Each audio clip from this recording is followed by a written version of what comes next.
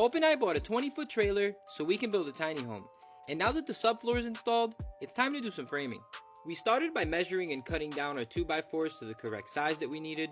Then measured 16" center on our bottom plate, which is pressure treated, just in case there's some type of water damage in the future, it won't rot out as fast. Once everything was cut to size, we started framing our walls and we fastened them together using 3-inch framing nails. All the walls are being framed to 16" center, and after nailing everything together, we went back with some screws to make sure the walls are as rigid as possible, which might be overkill, but a couple extra screws definitely won't hurt.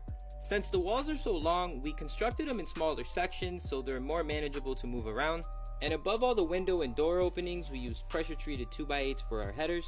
After a couple days of framing, it was time to install the walls. We first laid a bead of adhesive where the walls will go, then lifted them into place with the help of our neighbors. We triple checked all of our measurements before installing the framing, because if they're just 1/4 of an inch off, they won't fit properly and we'll have to take them back down and reframe them, which would be a complete pain in the ass to do. We fastened the walls to the frame using these self-tapping wood to metal screws, then repeated the same process over and over until all the framing was installed. This only took about 2 hours to do, and once all the walls were put in place, we went around and screwed and nailed all the walls together. To make sure this tiny home is secured onto the trailer frame, we picked up these 10-inch carriage bolts and drilled a hole through the framing, subfloor, and the frame, ran the carriage bolt through, then used washers, Loctite, and torqued it down nice and tight.